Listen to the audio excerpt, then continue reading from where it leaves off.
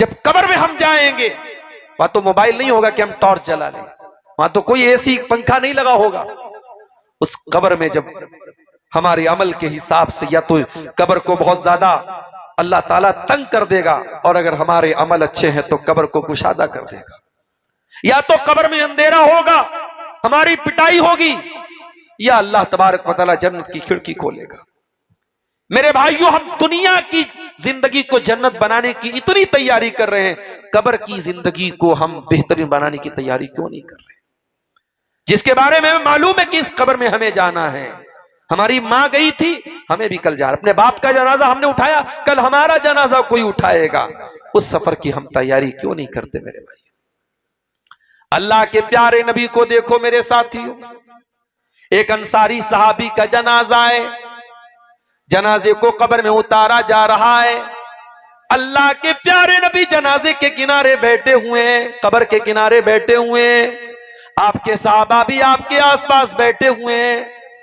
अचानक आपने कब्र के अजाब के बारे में सोचा, आपकी आंखों से आंसू बहने लगे, फबका, आप रोने लगे, इतना रोए हत्ता बल्लत सरा, आपके आंसुओं से वहां की जमीन तर हो गई, वहां की जमीन भीग गई। कभी आपको कोई कब्र देख के आंसू आया? कभी हमें कोई कब्र देख के आंसू आया? नहीं आया। क्यों नहीं आया? हमारे दिल पत्थर हो चुके हैं मेरे भाइयों, हमारे दिल कठोर हो चुके हैं। ये सोशल मीडिया ने, फेसबुक ने, ये यूट्यूब के शॉर्ट्स ने, फेसबुक की रील्स ने, ये गंदी तस्वीरों ने, ये दुनिया की मोहब्बत ने हमारे दिलों में जंग लगा दिया है, हमारे दिलों को खराब कर दिया है। अल्लाह के प्यारे नबी कब्र के अजाब को सोच करके रोने लगते हैं, इतना रोते हत्ता बल्लत सरा, आपके आंसुओं से जमीन भीग जाती है। और आप अपने सहाबा से उस कब्र की तरफ इशारा करके फरमाते हैं, लेमिस्ले हाजा फअइतु या इखवानी, ऐ मेरे सहाबा इस कब्र की तैयारी करो, यहां तुम सबको आना है। हमारा कोई दोस्त हमको मैसेज भेजता है, हम एक दिन मैसेज नहीं देखते, 2 दिन मैसेज नहीं देखते, तीसरे दिन दोस्त की कॉल आ जाती है कि तू कैसा दोस्त है, मैंने मैसेज किया, तू मेरे मैसेज को देख भी नहीं रहा है। ओ लोगों, अल्लाह ने भी अपना आखिरी मैसेज कुरान की शक्ल में हमको भेजा है। ये कुरान क्या सिर्फ मौलवियों के पढ़ने की किताब रह गई? क्या ये कुरान सिर्फ हाफिजों के पढ़ने की किताब हो गई? आखिरी बार जरा गौर करो मेरे भाइयों, जरा दिल पर हाथ रख के बताओ कि आखिरी बार आपने कुरान को कब पढ़ा है, कुरान को कब छुआ है? मोबाइल तो छुए बगैर आप 10 मिनट नहीं रह सकते। आखिरी बार आपने कुरान को कब टच किया है? कल अल्लाह की अदालत होगी, अल्लाह की सुप्रीम कोर्ट होगी, और हमारे खिलाफ मुकदमा दायर होगा। और मुकदमा दायर करने वाले कौन होंगे? जनाब मुहम्मदुर रसूलुल्लाह सल्लल्लाहु अलैहि वसल्लम। और वो कहेंगे, वक़ाल रसूलु या रब्ब इन्न कौमी इत्तखज़ू हाज़ल कुरआन महजूरा। रसूल कहेंगे, ऐ अल्लाह मेरी कौम ने कुरान को छोड़ दिया था, मेरी कौम कुरान को छोड़ चुकी थी, मेरी कौम का कुरान से कोई ताल्लुक नहीं था। रमजान आ रहा है, फिर हमें कुरान याद आएगा। 1 महीना कुरान सुनेंगे, पढ़ेंगे, उसके बाद उसको रेशम के कपड़े में लपेट के रख देंगे। फिर लोग मुफ्ती मौलवी साहब से मसला पूछे, मौलवी साहब कुरान अलमारी पे रखा था, गिर गया, क्या कफारा देना है? इसके बदले में क्या देना है? कुरान हमसे, हमारे हाथ से गिर गया। अरे कुरान अलमारी से गिर गया, उतना बड़ा गुनाह नहीं, कुरान तेरे दिल से उतर गया, तेरी आंखों से उतर गया, तूने कुरान को पढ़ना बंद कर दिया, तूने कुरान को छूना बंद कर दिया। और मेरी माँ और बहनों, आपसे भी कुछ शिकायत है। ये कुरान किसी जमाने में मुसलमानों की औरतें घर में सुबह सुबह फजर की नमाज पढ़ने के बाद मुसल्ले पर बैठकर कुरान पढ़ती थी। छोटे छोटे बच्चे जब उठते थे तो माँ के कुरान की तिलावत सुन करके उठते थे, दादी की तिलावत की कुरान सुन करके उठते थे, नानी के यहाँ जाते थे, नानी की तिलावत की आवाज सुन करके उठते थे। अब वो नानियां चली गई, वो दादियां चली गई, अब वो अम्मियां चली गई, अब मम्मियां और आंटियां आ गई। अब ये कुरान नहीं पढ़ के सुन करके कुरान की सुबह इनकी नहीं होती है, इनकी सुबह होती है मोबाइल के सीरियल से और मोबाइल के गाने से और फेसबुक के जो है रील से। आज मुसलमान औरतों की शुरुआत होती है। और इसी कलियाचक में पहले भी मैं कह चुका हूं और आज भी कह रहा हूं कि हमारा जो माहौल खराब हो रहा है इसमें बहुत बड़ा रोल हमारी औरतों का है। और इस पर आपको बहुत संजीदगी से और बहुत सीरियस होकर के इस पर आपको विचार करना पड़ेगा मेरे भाइयों। मैं अपने इस इलाके के सरदार लोगों से कहूंगा, इस इलाके के जिम्मेदारों से कहूंगा, अपने गांव की, अपने इलाके की औरतों को आप दीन से जोड़ने का काम कीजिए। इसी बंगाल में कितनी मस्जिदों को मैं जानता हूं, बहुत शानदार मस्जिद, 2 मंजिला मस्जिद है, मर्दों के लिए पूरा इंतजाम है, औरतों के लिए कोई इंतजाम नहीं, औरतों के लिए कोई इंतजाम नहीं है। मौलवी साहब बेचारे हर जुमा को तैयारी करके आते हैं, आधा घंटे का खुतबा देते हैं, उर्दू में, बंगला में, जिसमें भी देते हो। औरतों से कोई मतलब नहीं, औरतें घर में बैठी हैं, साहब वो तो मछली बना रही हैं, चावल बना रही हैं, रोटी बना रही हैं, उनको क्या मतलब है। हमने अपनी औरतों को दीन से दूर कर दिया। हमारी मस्जिदों पर औरतों का इंतजाम नहीं, हमारे यहाँ जुमा की नमाज में औरतों का इंतजाम नहीं, घरों में औरतों के लिए कोई प्रोग्राम नहीं होता। और आप ये समझते कि मालदार पाड़ा में साल में 2 दिन का हम प्रोग्राम करा लेंगे, अब्दुल गफ्फार साहब बनारस से आ जाएं, शेख जरजीत साहब इटावा से आ जाएं, बस साहब हमारी पूरी कौम ईमान वाली बन जाएगी। नहीं मेरे भाइयों, ये पॉसिबल नहीं है। जब बीमारी बड़ी हो तो एंटीबायोटिक भी तगड़ा होना चाहिए। डॉक्टर का हमारे तो इस इलाके में बहुत सारे डॉक्टर लोग, हमारे उमर भाई भी कुछ प्रैक्टिस करते जानते होंगे, अगर इन्फेक्शन ज्यादा हो तो डॉक्टर जो है वो डोज बढ़ा देता है एंटीबायोटिक का। अगर छोटा मोटा जख्म है तो 250 mg की भी एंटीबायोटिक चला देगा। अगर वायरस ज्यादा है, इन्फेक्शन ज्यादा, नहीं साहब इसमें 500 जो है mg का चलेगा एंटीबायोटिक। आज हमारे समाज में बेहयाई का, बेपर्दगी का, बेगैरती का, जिनाकारी का, बदकारी का एंटीवायरस बहुत तगड़ा हो चुका है। और इस वायरस का एंटीवायरस और इस बैक्टीरिया का जो एंटीबायोटिक है वो भी हमें तगड़ा चलाना पड़ेगा। हमें औरतों पर मेहनत करने की जरूरत है मेरे भाई। मैं चाहता हूं कि आपके इस मालदार पाड़ा की कुछ लड़कियां ऐसी भी बने जो आलिमा बने, कहीं से भी पढ़ाई कर सकती हैं। अगर आपके कलियाचक में शेरशाही मदरसे में इंतजाम है या आपके औरंगाबाद में इंतजाम है, जहां पर भी लड़कियों के लिए पर्दे के साथ पढ़ाई का इंतजाम हो, कम से कम अपने गांव की 10-20 लड़कियों को आलिमा बनाइए। और वो लड़कियां जब आलिमा बन करके आए तो घरों में औरतों को वो बेदार करें, घरों में छोटे छोटे प्रोग्राम हो, और हर मस्जिद में जो जामा मस्जिद है जहां जुमा होता है वहां औरतों का इंतजाम हो। तो मेरे भाइयों कुछ परिवर्तन आएगा, कुछ तब्दीली आएगी। जब आप एंटीबायोटिक को तगड़ा करेंगे तब बैक्टीरिया खत्म होगा। आपकी औरतों को दीन से दूर करने के लिए बहुत लंबी चौड़ी प्लानिंग की जा चुकी है। कुरान कहता है वज़कुरना मा युतला फी बुयूतिकुन्ना मिन आयातिल्लाहि वल हिकमा। ऐ नबी की औरतों, तुम्हारे घरों में कुरान पढ़ा जाता है, तुम्हारे घरों में हदीस पढ़ी जाती है। ऐ नबी की औरतों, तुम कुरान को याद किया करो, तुम हदीस को याद किया करो। आज हमारे यहाँ कौन औरत है जो कुरान को याद करती है, जो हदीस को याद करती है? नबी के दौर में औरतें कुरान को याद करती थी, हदीस को याद करती थी।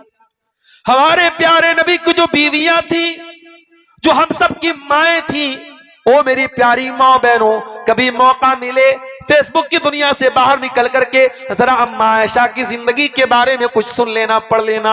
यूट्यूब पर मेरा बयान है सीरत उम्महातुल मोमिनीन के नाम से, नबी की तमाम बीवियों के जीवन पर मैंने थोड़ी थोड़ी रोशनी डाली है। आधा घंटे का लेक्चर है, हो सके तो मेरी प्यारी माँ बहनों टाइम निकाल करके सुन लेना। इन औरतों ने कितनी कुर्बानियां दी है दीन के लिए, कितनी कुर्बानियां दी। मैं कभी कभी हैरान हो जाता हूं, भाई नमाज पढ़ते हम और आप, नमाज कभी कभी छूट भी जाती है, बाद में हम लोग कज़ा करते हैं। अच्छा, जब कज़ा करते हैं तो फिर कभी ऐसा भी होता है कि हम फर्ज पढ़ लेते, सुन्नत नहीं पढ़ते। अरे यार अब तो कज़ा होगी, चलो जोहर की 4 रकात पढ़ लेते हैं।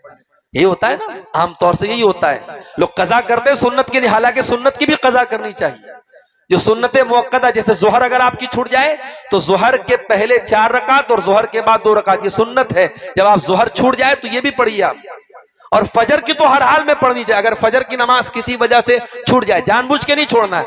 अगर नींद नहीं खुल पाई और आप नहीं उठ पाए टाइम से, समय से, मान लीजिए 5 बजे आपके यहाँ अजान है और आपकी नींद खुल रही है 6 बजे, अब आप उठे, अगर नापाक है तो जल्दी से गुस्ल कर लीजिए, अगर पाक है तो बाथरूम में जाइए, तहारत वगैरह करने के बाद वजू कीजिए और जितना जल्दी मुमकिन हो फजर की नमाज पढ़िए। और जब आप फजर की कज़ा करेंगे तो पहले 2 रकात आप सुन्नत पढ़ेंगे और फिर 2 रकात फर्ज पढ़ेंगे। यही तरीका है।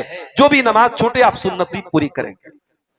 लेकिन प्रैक्टिकल में बात आपको बताऊं कि कभी कभी ऐसा होता है, अगर जोहर के टाइम मान लो मैं ट्रेन पे था, आजकल ट्रेन में माहौल ऐसा हो गया नमाज पढ़ने का नहीं हिसाब बन पाता है।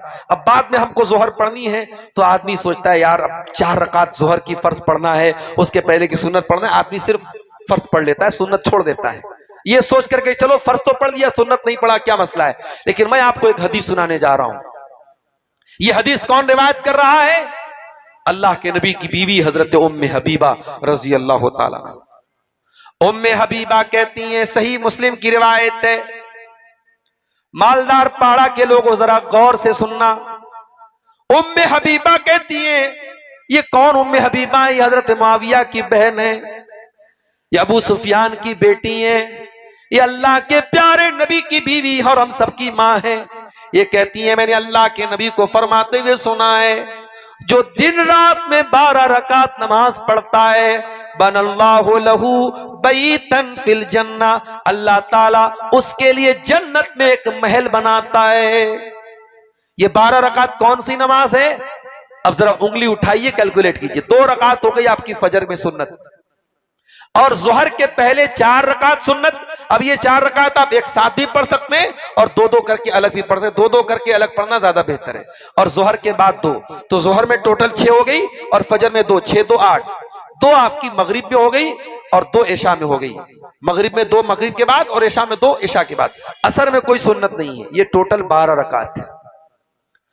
अल्लाह के नबी फरमाते हैं, जो ये 12 रकात नमाज पाबंदी से पढ़ेगा, अल्लाह ताला जन्नत में उसके लिए महल बनाएगा। आज अगर आपको कलियाचक के किसी बड़े एरिया में जमीन मिल जाए, फ्री में रहने को घर मिल जाए, तो आप तो अपनी किस्मत पर नाज करेंगे। अगर आपको किसी बड़े शहर में, पटना में, कलकत्ता में, मुंबई में, बड़े इलाके में आपको महल मिल जाए, बंगला मिल जाए, तो आपको करोड़ों की दौलत मिल गई। यहां अल्लाह के नबी मुंबई के बांद्रा में आपको महल नहीं दिला रहे, कलकत्ता में शाहरुख खान के फ्लैट के जैसा आपको फ्लैट दिलाने की बात नहीं हो रही है।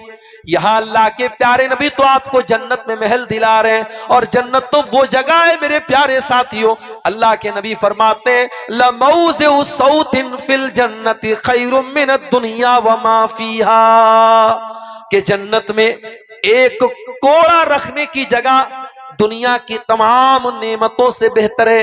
एक कोड़ा कितना बड़ा होता होगा? 1 स्क्वायर फीट होता होगा, चलो 2 स्क्वायर फीट मान लो, यानी जन्नत में 2 स्क्वायर फीट एरिया दुनिया की तमाम दौलत से बेहतर है। उस जन्नत में अल्लाह के नबी कह रहे हैं आपको ये महल मिलेगा। क्या करना है? 5 टाइम की नमाज पढ़ना है और फर्ज के साथ साथ 12 रकात ये सुन्नत पढ़ना है। उम्मे हबीबा कहती हैं, जब से मैंने नबी से ये हदीस सुनी है, बड़े गौर से सुनना मेरी माँ और बहनों, उम्मे हबीबा औरत है, कहती है जब से मैंने ये हदीस सुनी है, मां तरक्तुहुन्ना, मैंने ये 12 रकात नमाज कभी नहीं छोड़ी है। मैं आज जब ये हदीस पढ़ता हूं कांप जाता हूं कि आज बड़े बड़े मर्दों के बस की बात नहीं कि ये 12 रकात नमाज के बारे में दावा करके कह दे मेरी कभी नहीं छूटी है। उम्मे हबीबा कहती है मेरी ये 12 रकात कभी नहीं छूटी। ईमान हो तो ऐसा हो, नबी की सुन्नत पर अमल करने का जज्बा हो तो ऐसा हो मेरे भाई। नबी के दौर की औरतें भी बड़ी शानदार होती थी। नबी के दौर में एक अंसारी साहबी अल्लाह के नबी के पास आते, अरे अल्लाह के नबी, मैं अपनी बेटी के लिए रिश्ता तलाश कर रहा हूं। मेरी बेटी बहुत खूबसूरत है, पढ़ी लिखी है, मैं अपनी बेटी के लिए रिश्ता तलाश कर रहा हूं, कोई अच्छा रिश्ता हो तो बता दीजिए। अल्लाह के नबी ने कहा ठीक है हम बता देंगे। अल्लाह के नबी के सहाबा में एक सहाबी थे, उनका नाम था जुलैबीब रजी अल्लाह ताला अन्हु। जुलैबीब बहुत अच्छे, बहुत नेक इंसान थे, लेकिन गरीब आदमी थे। उनके पास ज्यादा रुपया पैसा धन दौलत नहीं थी और जुलैबीब बहुत ज्यादा खूबसूरत भी नहीं थे। उनके चेहरे पर दाग धब्बे भी निकले हुए थे। एक मर्तबा जुलैबीब अल्लाह के नबी के पास आए। अल्लाह के नबी ने पूछा जुलैबीब शादी हुई तुम्हारी? अच्छा, अल्लाह के नबी की एक और आदत थी, कि आप जिस एज का बंदा होता था उससे उस हिसाब की बात करते थे।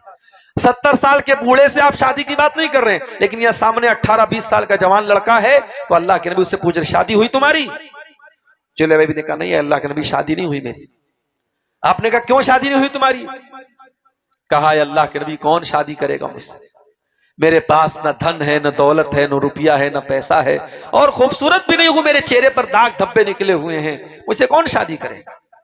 आपने कहा जुलैबीब तुम घबराओ नहीं, हम तुम्हारी शादी कराएंगे, अच्छा रिश्ता तुम्हारा कराएंगे। गौर से सुनना मेरे भाइयों, आप भी सुनना, मेरी माँ बहनों आप भी सुनना। समाज में बहुत सारे बिगाड़ तो हमारे शादी ब्याह की वजह से आ रहा है। इतनी रस्म और रिवाज हमने शादी ब्याह में पैदा कर दी है कि आज ऐसा लगता है कि मौलवी साहब जो निकाह पढ़ाते हैं बस निकाह पढ़ाने का काम ये दीन के हिसाब से होता है, बाकी शादी में कोई काम दीन के हिसाब से नहीं होता है, सारा सब समाज के हिसाब से होता है। अल्लाह के नबी ने जुलैबीब से कहा जुलैबीब हम तुम्हारी शादी कराएंगे। दूसरे दिन अल्लाह के नबी अंसारी साहबी से कहते हैं कि ऐ मेरे अंसारी साहबी, आपने अपनी लड़की के रिश्ते के लिए कहा था, मेरे पास आपकी लड़की के लिए एक रिश्ता है। अंसारी साहबी खुश हो गए, उन्होंने कहा अल्लाह के नबी तो बड़ी खुशखबरी की बात है, बहुत अच्छी बात है, किसका रिश्ता है? आपने कहा कि हम तुम्हारी लड़की की शादी जुलैबीब से कराना चाहते हैं। कहा जुलैबीब? अब सारे सहाबा जानते थे जुलैबीब कैसे हैं, उनके पास कितना पैसा है, कितना माल है और चेहरा वगैरह कैसा है। सहाबी के चेहरे पर थोड़ी सी नागवारी आई, मगर सहाबी ने इनकार नहीं किया। कहा अल्लाह के नबी ऐसा है, रिश्ते नाते का मामला है, मैं घर में थोड़ा लड़की की मां से डिस्कस कर लेता हूं और फिर उसके बाद मैं आपको जवाब देता हूं। बड़े गौर से सुनना मेरे भाइयों, सहाबी घर आते हैं और अपनी बीवी से कहते हैं कि हमारी बेटी के लिए अल्लाह के प्यारे नबी ने रिश्ता भेजा है। बीवी खुश हो गई, ये तो बहुत अच्छी बात है, किसका रिश्ता भेजा है? कहा जुलैबीब का रिश्ता भेजा है। बीवी भी जुलैबीब को जानती थी, उसने कहा नहीं नहीं, हमारी बेटी इतनी खूबसूरत है, इतनी पढ़ी लिखी है, हम अपनी बेटी की शादी जुलैबीब से नहीं करेंगे। इतना अच्छा अच्छा रिश्ता आया, हमने ठुकरा दिया, अब हम जुलैबीब से शादी करेंगे? हम नहीं करेंगे उससे शादी। लड़की की मां ने इनकार कर दिया। लड़की अंदर पर्दे से सारी बात सुन रही थी अपने मां बाप की। आई वो मां बाप के सामने, कहा है मेरी प्यारी अम्मी जान, ऐ मेरे प्यारे अब्बू जान, ठीक है आपको ये रिश्ता पसंद नहीं है, आपकी अपनी दलील है कि लड़का ज्यादा खूबसूरत नहीं है, ज्यादा कमाने वाला नहीं है, मगर आप ये सोचिए ये रिश्ता कौन पेश कर रहा है? जनाब मोहम्मद रसूलुल्लाह सल्लल्लाहु अलैहि वसल्लम। और अगर नबी ने ये रिश्ता भेजा है तो कुछ सोच समझ के भेजा होगा, जरूर ये रिश्ता हमारे हक में बेहतर है, तभी तो अल्लाह के नबी ने भेजा है। इसलिए मैं ये चाहती हूं कि ये रिश्ता रसूल ने भेजा है और रसूल का भेजा हुआ रिश्ता ठुकराना मुनासिब नहीं है। साहबी अल्लाह के नबी के पास आए, कहा अल्लाह के नबी मैं क्लियर बात बताता हूं आपको, रिश्ता मुझे भी पसंद नहीं था, मेरी बीवी को भी पसंद नहीं था, लेकिन मेरी बेटी ने कहा कि जब ये रिश्ता अल्लाह के रसूल पेश कर रहे हैं तो फिर रसूल का भेजा हुआ रिश्ता ठुकराना और उसको रिजेक्ट करना मुनासिब नहीं है। मेरी बेटी तैयार है। अल्लाह के नबी ने दुआ की, अल्लाहुम्मा सुब्बा अलैहा सब्बन नाफिया, ऐ अल्लाह इस बच्ची के ऊपर तू बरकतों की बारिश नाजिल फरमा, वला तजअल ऐशहा कद्दन कद्दा, और अल्लाह इस लड़की की जिंदगी में कभी मुश्किलात और परेशानियां ना आए। नबी दुआ दे रहे हैं। इसका मतलब यह हुआ कि अगर कोई लड़का या लड़की अच्छा काम करे, दीनदारी का काम करे, तो जो समाज के नेक लोग हैं उनको हौसला बढ़ाना चाहिए, उसको इनकरेज करना चाहिए, उसको दुआ देनी चाहिए। नबी ने दुआ दी उस लड़की को। लड़की की शादी जुलैबीब से हो जाती है। दोनों मियां बीवी हंसी खुशी जिंदगी गुजार रहे हैं। कुछ दिनों के बाद एक जंग होती है और जंग में अल्लाह के नबी जब जाते हैं, आपके सहाबा जाते हैं, तो उन सहाबे किराम में हजरत जुलैबीब भी तशरीफ ले जाते हैं। और जंग जब खत्म हो जाती है अल्लाह के प्यारे नबी अपने सहाबा से कहते हैं जो मेरे सहाबा शहीद हो गए जरा उनकी लाशों को इकट्ठा करो। सहाबा की लाशों को इकट्ठा किया जाने लगा। अल्लाह के नबी ने सारी लाशों को देखा, कहा ओ लोगों मैं सारी लाशों को देख रहा हूं लेकिन मुझे एक लाश नजर नहीं आ रही है, मुझे जुलैबीब नजर नहीं आ रहे हैं। जब जुलैबीब जिंदा नहीं बचे तो जुलैबीब भी जरूर शहीद हो गए, जरा तलाश करो उनकी लाश कहां है। जब मैदान जंग में जब तलाश किया गया तो 20 दुश्मनों के बीच में अकेला जुलैबीब शहीद की हालत में पाए गए और उनके बदन पे सैकड़ों जख्म है तीर के तलवार के और 20 दुश्मनों के बीच में जुलैबीब शहीद थे। अल्लाह के प्यारे नबी ने कहा कि ये मेरा सहाबी है जुलैबीब। नबी ने अपने कंधे पर जुलैबीब को उठाया और कहा कि जुलैबीब को कब्र तक मैं लेके जाऊंगा। जुलैबीब को कोई जनाजे की चारपाई पे नहीं लेके जाया जाएगा, जुलैबीब नबी के कंधे पर जनाजे में जाएगा। और जब जुलैबीब रजी अल्लाह ताला अन्हु को अल्लाह के नबी ने कब्र में उतारा है और दुआ की कि अल्लाह मैं जुलैबीब से राजी था, तू भी इससे राजी हो जा। तो बड़े बड़े सहाबा कहते हैं कि हमारे दिल में यह तमन्ना पैदा हुई कि काश वो जनाजा हमारा होता और नबी ने वो दुआ हमारे लिए की होती। मेरे प्यारे साथियों, जुलैबीब के इंतकाल के बाद उनकी बीवी बेवा हो गई, विधवा हो गई। और हम जानते हैं समाज में विधवा औरत और बेवा औरत को कितनी मुश्किलात का सामना करना पड़ता है, मगर सहाबा कहते हैं कि और बेवा औरतों को तो दिक्कत आती थी, परेशानी आती थी, मगर जुलैबीब की बेवा को कभी हमने किसी दिक्कत में नहीं देखा। अल्लाह गैब से उसको रोजी देते थे और वो बेवा होने के बावजूद सदका खैरात बहुत ज्यादा करती थी। मेरे अजीजों, मेरी प्यारी माँ और बहनों, ये औरतें कहां चली गई? आज समाज से ये औरतें खत्म हो गई। आज हालात ये है, बाप तहज्जुद पढ़ता है, मां रात में दुआएं करती है और उस घर में जब शादी होती है लड़की ऐसा ड्रेस पहन करके शादी में आती है कि उसको अगर हम ये कहें कि वो ड्रेस पहन करके भी वो नंगी है तो गलत नहीं होगा।